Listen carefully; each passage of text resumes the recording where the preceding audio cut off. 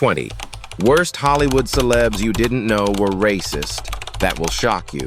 You've admired them on screen, sang along to their songs, and maybe even called them your idols. But what if we told you that behind the red carpets and applause lies a hidden history of racism? From childhood heroes to global superstars, some of Hollywood's most beloved faces have shocking pasts you were never meant to see. This isn't gossip. It's the truth they hoped you'd forget. Hit that like button, subscribe to Uncovered Tinseltown Uncovered, and stay with us as we reveal the 20 Hollywood celebs you didn't know were racist. Trust us, number 1 will leave you speechless. Walt Disney, the legendary pioneer behind the global Disney empire, is often remembered for creating timeless magic through animation. However, behind the iconic image of the smiling creator of Mickey Mouse lies a more controversial legacy, particularly regarding issues of race and gender. Critics have long scrutinized Disney's early works for containing racially insensitive content, notably the jive-talking crows in Dumbo 1941 and the plantation-era depictions in Song of the South 1946, the latter of which remains unreleased on Disney Plus due to its racial overtones. In addition to problematic depictions on screen, Disney's own company policies reflected discriminatory practices. A widely circulated 1938 rejection letter explicitly stated that women were not considered for creative roles in animation, a clear indication of gender bias. Moreover, Disney's interaction with Nazi filmmaker Leni Riefenstahl shortly after World War II sparked outrage. Though some defenders claim it was a business gesture, many historians see it as an alarming lapse in judgment given her association with fascist propaganda. Further allegations come from animator Bill Melendez, who described Disney's personal biases and lack of inclusion within the studio environment. It wasn't until 1957, nearly 2 decades after Snow White debuted, that Floyd Norman was hired as the company's first black animator. Norman, though later celebrated, faced significant barriers breaking into a space that had long been homogenized. While Disney transformed entertainment forever, his legacy is complicated by the embedded prejudices of his era, some of which he arguably reinforced rather than challenged. As society reevaluates its heroes, even icons like Disney are no longer immune to deeper cultural reckoning. John Wayne, Hollywood's towering symbol of rugged American masculinity, captivated audiences with his portrayals of strong, unflinching heroes. Known as the Duke, his roles in westerns and war films embodied patriotism and individualism for generations. But off-screen, Wayne's public statements and beliefs tell a much darker story, one that continues to spark controversy to this day. In a 1971 Playboy interview, Wayne openly declared, "I believe in white supremacy until the blacks are educated to a point of responsibility." That single sentence shocked even his most loyal fans. He further criticized Native Americans, suggesting they were selfish for fighting to retain land, dismissing the injustices they endured. These weren't vague opinions. Wayne's views were explicit and unapologetic. The backlash to this interview has never fully faded. Decades later, debates emerged over whether his name should be removed from John Wayne Airport in Orange County, California. Critics argued that honoring a man who espoused racist ideology is unacceptable in a diverse modern society. Supporters, meanwhile, claimed that judging historical figures by today's standards is unfair. Adding to the discomfort was an incident at the 1973 Academy Awards when Marlon Brando boycotted the ceremony and sent Native American activist Sachin Littlefeather to refuse his Oscar. Wayne, backstage at the time, reportedly became so enraged that security had to physically restrain him from confronting her. While his film legacy remains firmly embedded in American cinema, John Wayne's personal beliefs reveal a deep disconnect between the hero he portrayed and the man he was. The conversation around his legacy isn't just about old movies, it's about how much weight we give to character when honoring icons of the past. James Stewart, often celebrated as Hollywood's quintessential everyman, built a reputation for his warmth, patriotism, and decency. With classics like It's a Wonderful Life and Mr. Smith Goes to Washington, he projected an image of moral integrity and humble Americana. Yet behind the on-screen persona was a man whose off-camera actions reflected troubling racial attitudes.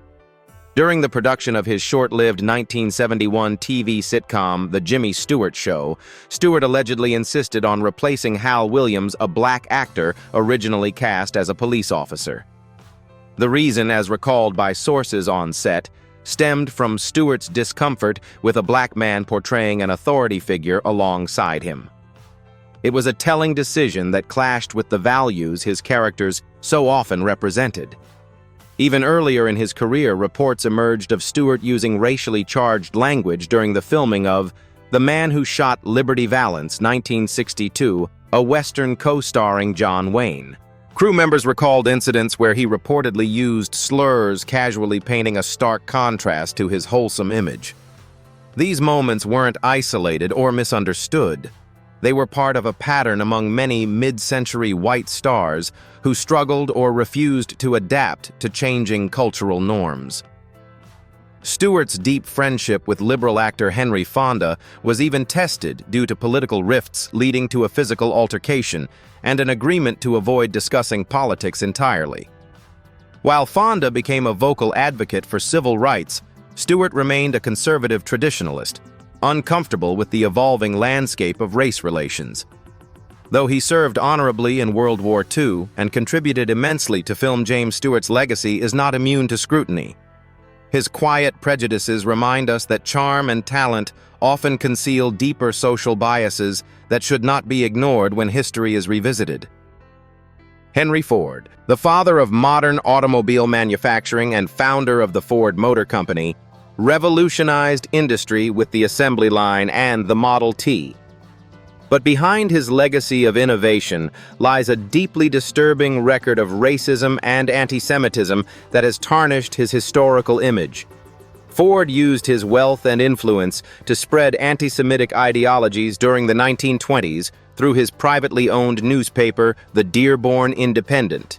In a notorious 91-part series titled The International Jew, he promoted conspiracy theories accusing Jewish people of controlling global finance and manipulating world events. These writings were later compiled into a book distributed worldwide, including in Nazi Germany, where Adolf Hitler referenced Ford as an inspiration in Mein Kampf. Ford's bias wasn't limited to writing.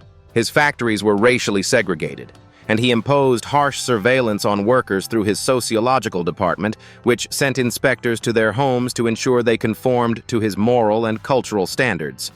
While he did offer relatively high wages, such as the famous $5 workday, it came at the cost of workers' autonomy and identity, particularly for immigrants. Ford's Americanization program forced non-native workers to abandon their language, culture, and traditions in favor of rigid assimilation. His antagonism extended to labor unions.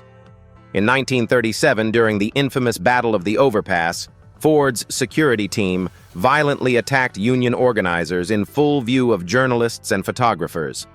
The incident highlighted how Ford's empire was built not just on cars but on control, oppression, and ideological policing. Though he reshaped the American economy, Henry Ford's darker legacy, his documented bigotry and social engineering, continues to haunt the brand he created. It is a stark reminder that innovation does not absolve prejudice, and influence can be wielded in ways that fracture society instead of uniting it. Bing Crosby, one of America's most beloved crooners, is immortalized through his velvet-smooth voice and classic holiday ballads like White Christmas. He was the best-selling recording artist of the 20th century before Elvis Presley. But beyond the glow of radio stardom and Hollywood charm, Crosby's career included racially problematic behaviors that reflected the biases of his time.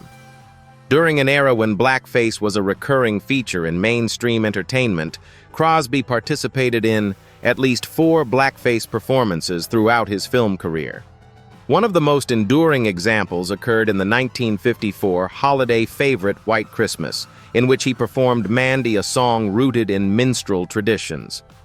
Though presented as harmless entertainment at the time, such performances perpetuated harmful stereotypes of Black Americans. Crosby's personal views were also contradictory.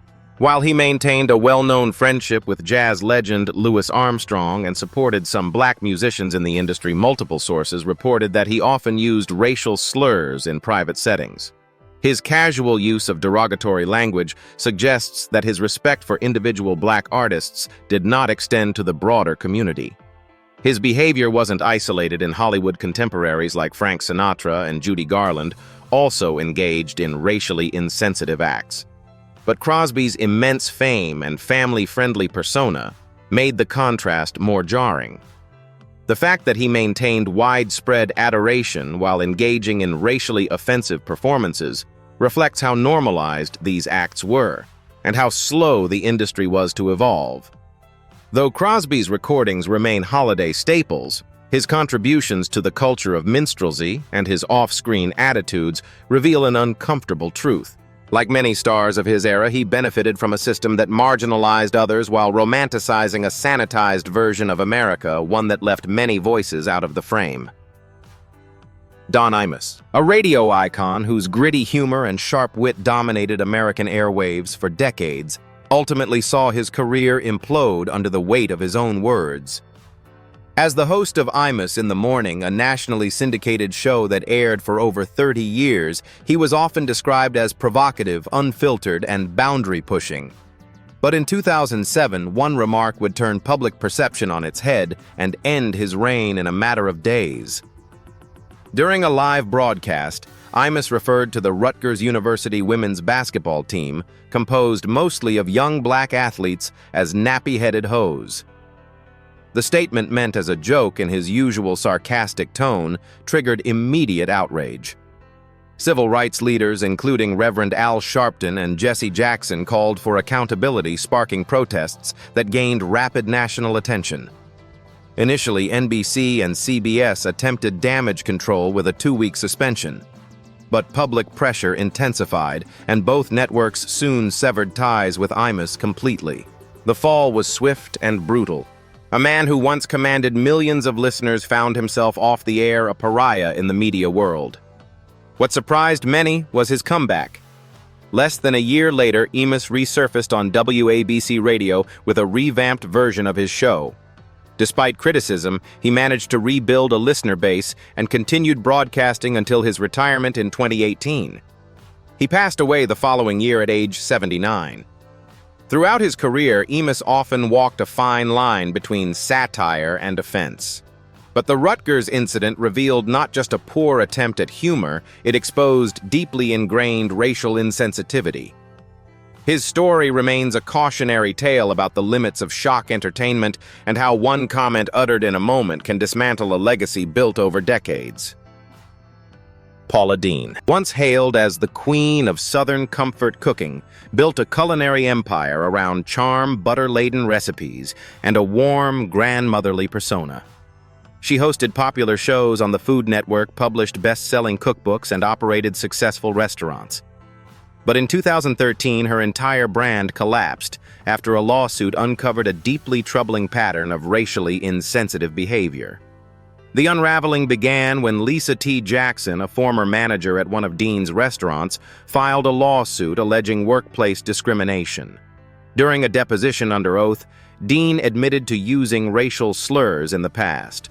More shockingly, she confessed to envisioning a plantation-style wedding for her brother, complete with black servers in white jackets and bow ties, a disturbing homage to the antebellum South. These revelations ignited a firestorm. Deen attempted damage control by releasing multiple video apologies, insisting that she is not racist and loves people regardless of color, religion, or sexual orientation. But the public wasn't convinced. Critics accused her of being sorry only because she was caught, not because she understood the gravity of her actions. The fallout was immense. The Food Network cut ties with her. Major retail partners like Walmart, Target, and QVC dropped her product lines. Endorsement deals vanished overnight. In a matter of weeks, Deen went from beloved culinary icon to cultural pariah. Though she has since attempted a comeback with new ventures and limited media appearances, the stain on her public image remains. The scandal served as a reminder that a smile and a Southern drawl can't cover up racial insensitivity. In the end, Paula Deen's story illustrates how nostalgia for old traditions can carry dangerous undertones, and how quickly a career can unravel when those undertones come to light.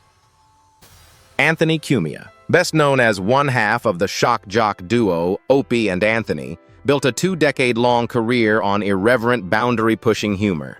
His show, which aired on terrestrial radio and later Sirius XM, earned a devoted following for its unfiltered commentary and raw banter. But in July 2014, Cumia's career imploded after an unhinged social media tirade exposed a deeply racist undercurrent.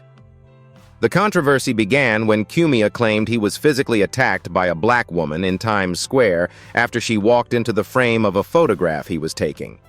Instead of reporting the incident through official channels, he took to Twitter, launching a venomous, racially charged rant.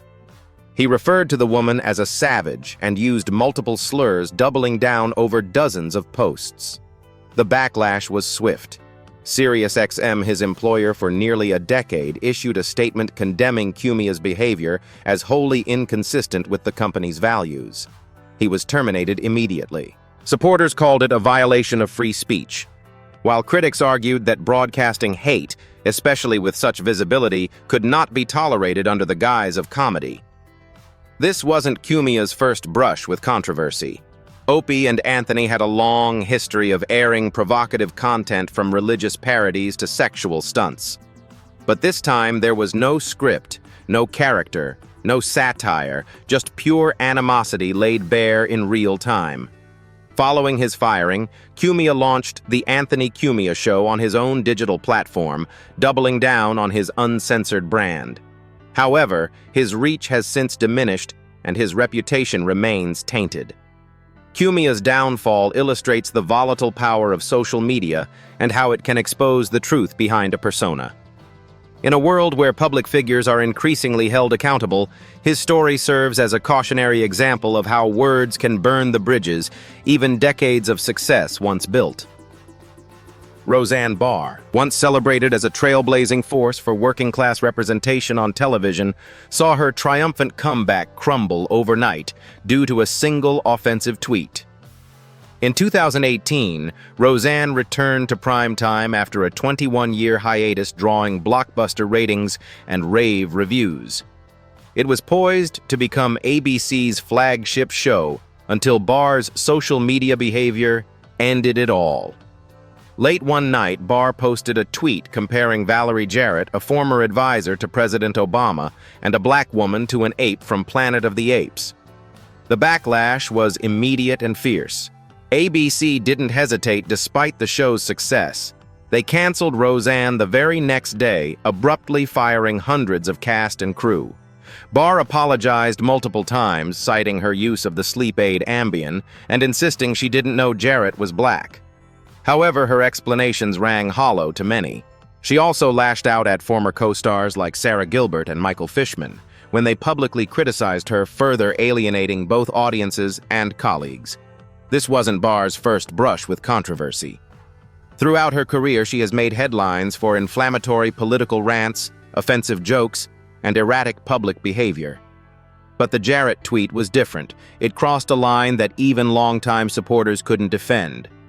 In the aftermath, ABC rebranded the show as The Conners, continuing without her. Barr has since struggled to reclaim her platform, releasing independent content and blaming cancel culture for her downfall. Once hailed as a feminist and comedic trailblazer, Barr's fall was a stark reminder that a single act of racism can obliterate decades of goodwill. Her story underscores the reality that talent and legacy offer no immunity when hateful language enters the public square.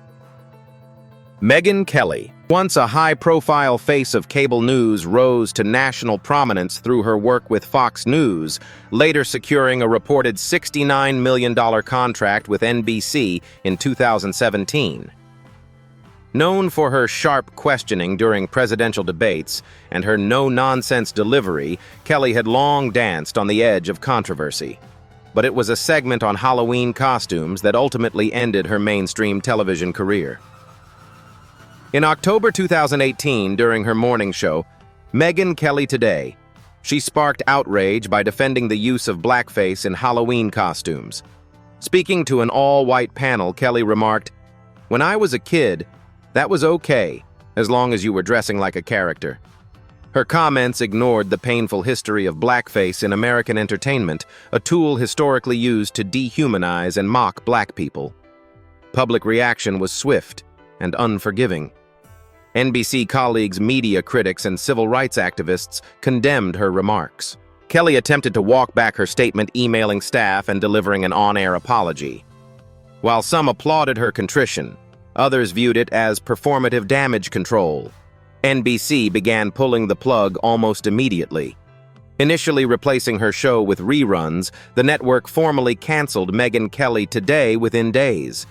Despite her apology, the trust was broken, and Kelly's highly publicized deal with NBC unraveled.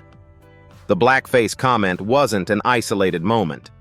Years earlier, she had insisted on air that both Jesus and Santa Claus were white, a statement that generated its own firestorm.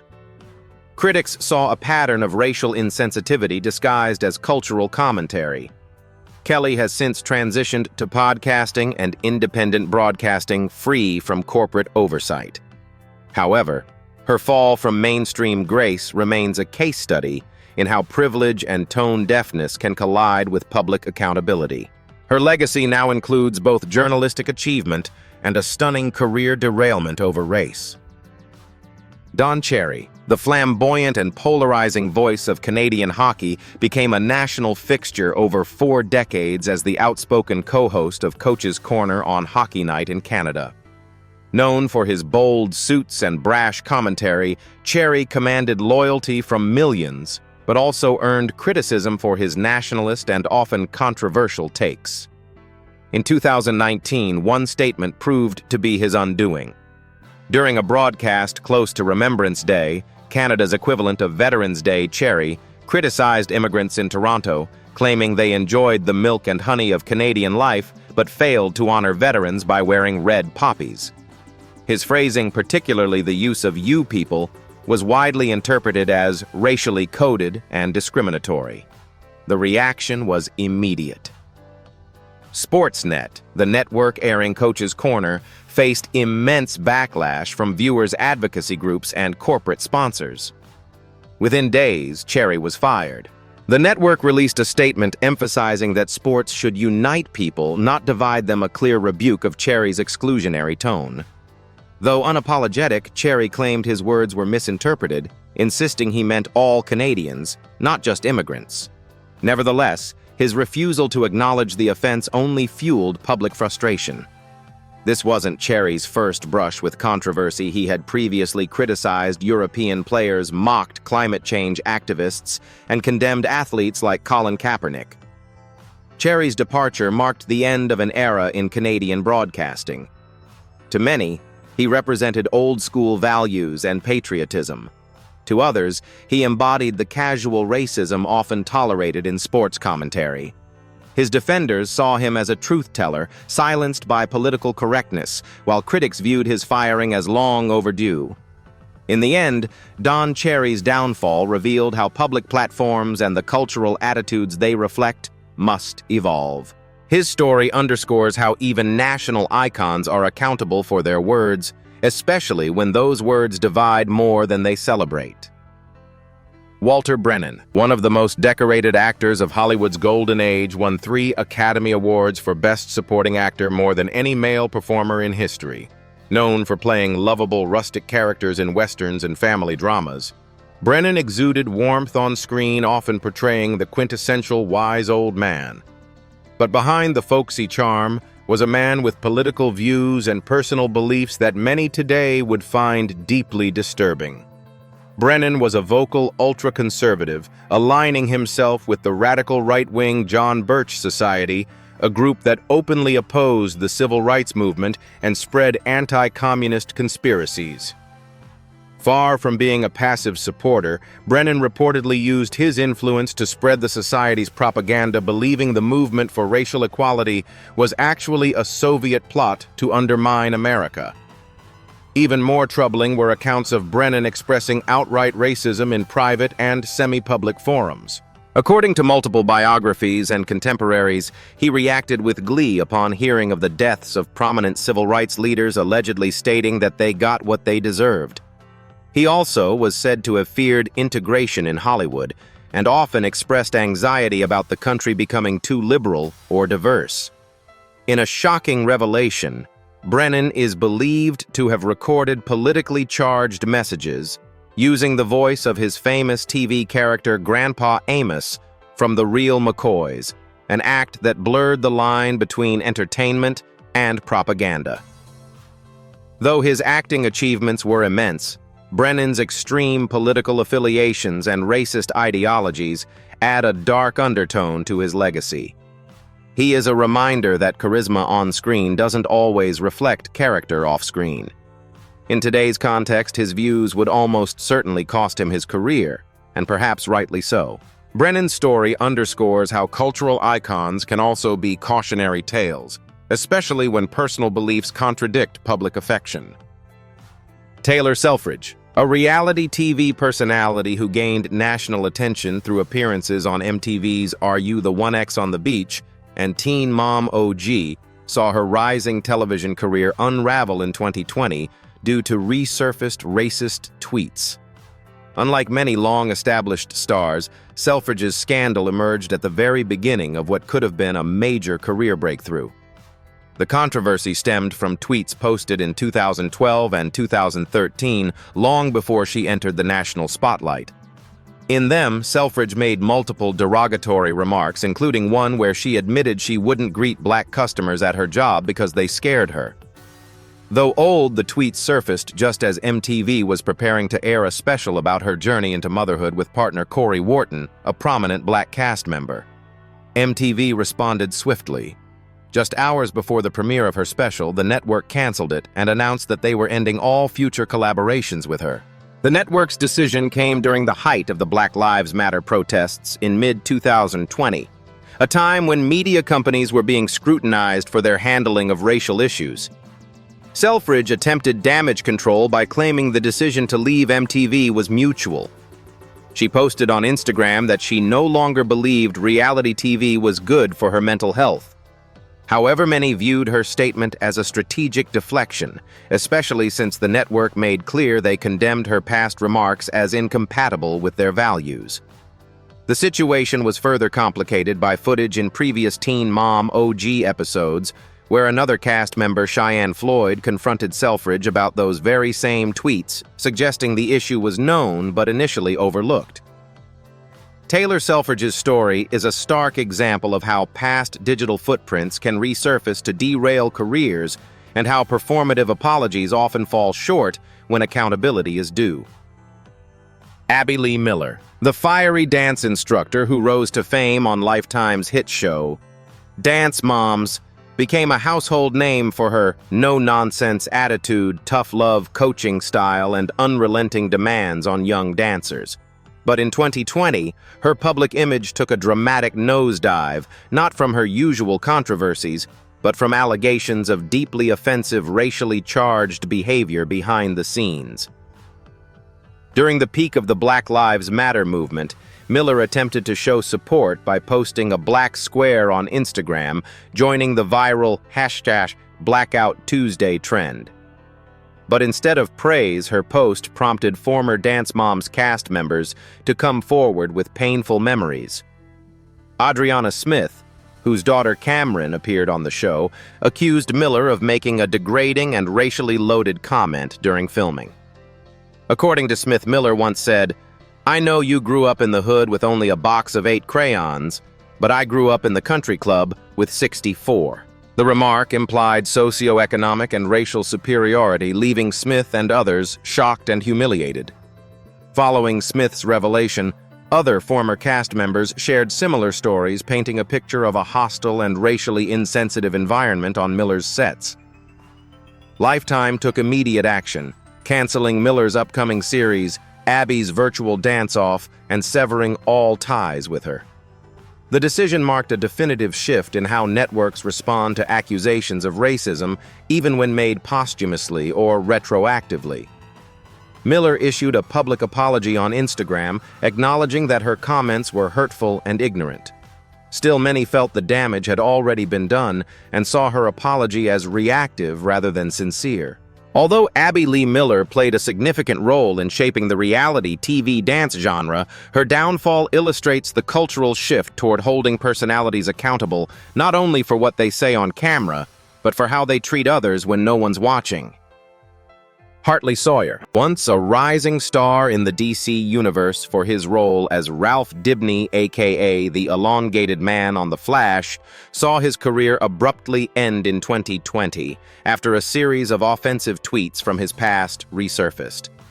While his on-screen persona was lighthearted and comedic, his online history revealed a pattern of racism, misogyny, and insensitivity that proved incompatible with the values of a modern entertainment brand. The tweets dating from 2011 to 2014 included racially charged jokes, sexist remarks, and disturbing language. One tweet joked about how the only thing preventing him from making racist posts was that civil rights activist Al Sharpton would never stop complaining. Others included crude references to sexual violence and racial stereotypes. These comments circulated widely on social media, prompting public outrage. In response, the CW and the producers of The Flash issued a firm statement denouncing Sawyer's remarks and announcing his immediate removal from the show. They emphasized their zero-tolerance policy toward racism, misogyny, and discrimination of any kind. The network made it clear that even past behavior, regardless of when it was posted, would not be ignored if it conflicted with the values of the cast, crew, and audience. Sawyer issued an apology on Instagram, stating that he was ashamed of the tweets and had since grown as a person.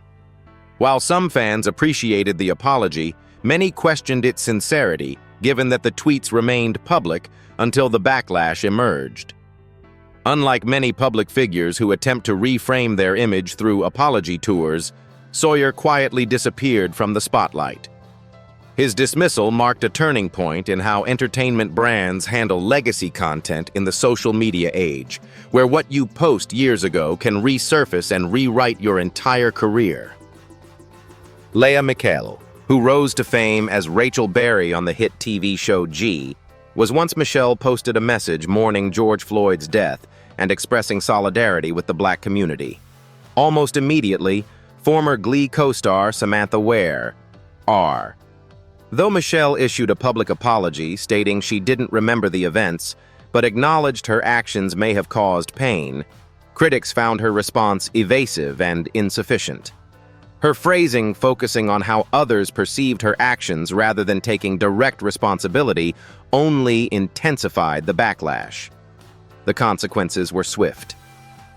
Meal kit company HelloFresh immediately ended its sponsorship deal, with her citing their zero-tolerance policy for racism and bullying.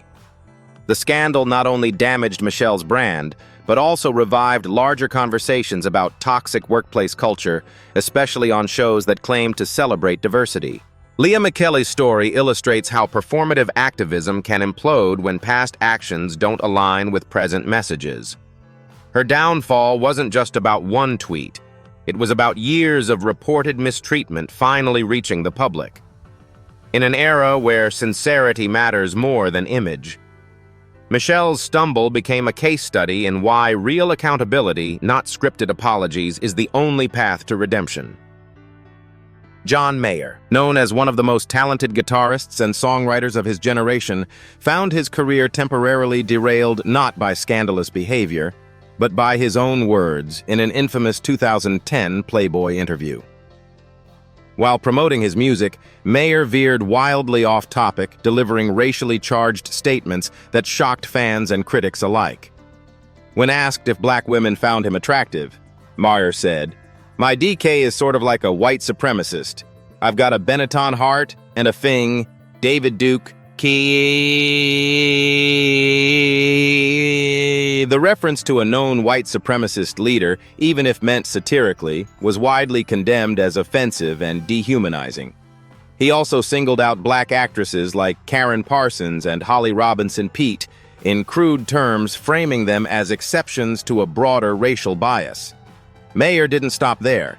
He made sweeping generalizations about black culture while simultaneously trying to justify his use of the N-word in prior contexts.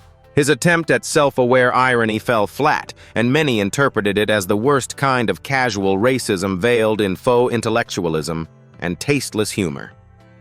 In the backlash, Mayer issued a public apology on Twitter and broke down during a concert, admitting he had made a fool of himself. He stepped back from interviews for several years, acknowledging that his desire to be edgy had crossed unforgivable lines. Though Mayer eventually returned to music and public life, the interview remains a black mark on his reputation. It serves as a reminder that racial fetishization and elitist humor are neither clever nor harmless, and even talent can't erase the consequences of exposing deeply ingrained biases in such a cavalier way. Paris Hilton. Once the poster child for early 2000s celebrity culture, gained massive fame through reality television tabloid headlines and her role in creating the famous for being famous phenomenon. But beneath the surface of glitz and camera-ready glamour, Paris harbored a deeply flawed past that resurfaced in the form of leaked videos exposing racist and homophobic remarks, shattering the carefully curated image she'd projected for years. In one infamous clip, Hilton used the N-word in casual conversation, seemingly unaware or indifferent to its impact. In another, she used homophobic slurs while laughing with friends. These incidents, recorded during her wild party girl days, painted a troubling picture of someone whose privilege may have insulated her from accountability.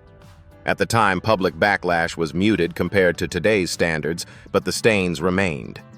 Years later, Hilton began to publicly reckon with her past. In her 2023 memoir, Paris. The memoir, she attributed much of her behavior to unresolved trauma from alleged abuse she experienced at the Provo Canyon School, a controversial behavioral facility she attended as a teen. Still, she made it clear that trauma was not an excuse. "Sometimes I was just wasted and being an a-hole," she admitted candidly. Hilton has since shifted her public persona, becoming a mental health advocate, entrepreneur, and mother, but her early comments continue to follow her. In the era of cancel culture and public accountability, even old missteps resurface with new relevance. Paris Hilton's case exemplifies how fame and inherited power can blur the line between ignorance and impunity. While she has taken steps to address her past, it serves as a reminder that no level of celebrity can exempt someone from the consequences of hateful language, especially when the damage it causes lasts far longer than the headlines. Justin Bieber, catapulted into stardom at just 13 thanks to YouTube, and the guidance of Usher, became a global sensation practically overnight. His boyish charm and soulful voice made him a teen idol, but by his late teens, his polished image began to unravel. Amid legal troubles and reckless behavior, Bieber faced a racial scandal that shocked fans and threatened to derail his career. In 2014, a video leaked showing a 15-year-old Bieber telling a racist joke involving the N-word and chainsaw noises. Soon after, a second video emerged in which he altered the lyrics of his own hit song to include a violent racist parody about the Ku Klux Klan. These weren't off-the-cuff remarks, they were rehearsed, recorded, and performed among friends who seemed to recognize the content was offensive. Facing a potential PR disaster, Bieber issued a swift apology. He claimed youthful ignorance, expressing remorse and insisting he had since grown. With support from mentors like Usher, he embarked on a public redemption arc, committing to learning about the harm of racist language, and even involving himself in church-based and philanthropic initiatives. Despite his apologies, the backlash highlighted a key hypocrisy. Bieber had profited heavily from black culture through his sound collaborations and streetwear image, yet disrespected the very community that helped build his career. The videos sparked a broader conversation about cultural appropriation and racial accountability among pop stars. Today, Bieber maintains a more subdued image and speaks often about faith and maturity. Yet the racism controversy remains a pivotal chapter in his story. It's a reminder that even child stars raised in the spotlight must be held responsible for their words, and that genuine change is measured not in press releases, but in long-term behavior. Donald Trump, the 45th President of the United States and one of the most polarizing figures in modern political history, has faced repeated accusations of racism throughout his career in business, politics, and public life. While his supporters hail him as a disruptor who speaks his mind, critics argue that many of his statements and policies have reinforced systemic biases and inflamed racial tensions across America. The controversy surrounding Trump's views on race began long before his presidency. In the 1970s, his family's real estate business was sued by the U.S. Department of Justice for discriminatory practices against black renters. In 1989, Trump took out full-page newspaper ads calling for the death penalty for the Central Park 5-5, black and Latino teenagers who were later exonerated through DNA evidence. When Trump launched his presidential campaign in 2015, he made headlines for characterizing Mexican immigrants as rapists and criminals. That same rhetoric carried into office with initiatives such as the travel ban, targeting predominantly Muslim countries, a move many labeled as Islamophobic. His failure to unequivocally condemn white nationalists during the Charlottesville rally, saying there were very fine people on both sides, sparked global outrage. Perhaps most telling was his use of dog whistle language. Critics cite phrases like shithole countries in reference to African nations, his call to build the wall, and telling U.S.-born congresswomen of color to go back to their countries. These weren't isolated incidents, they became defining elements of his communication style. Despite repeatedly claiming to be the least racist person in the room, Trump's record suggests otherwise. From inflammatory tweets to racially divisive policies, his actions have left deep scars on America's socio-political landscape.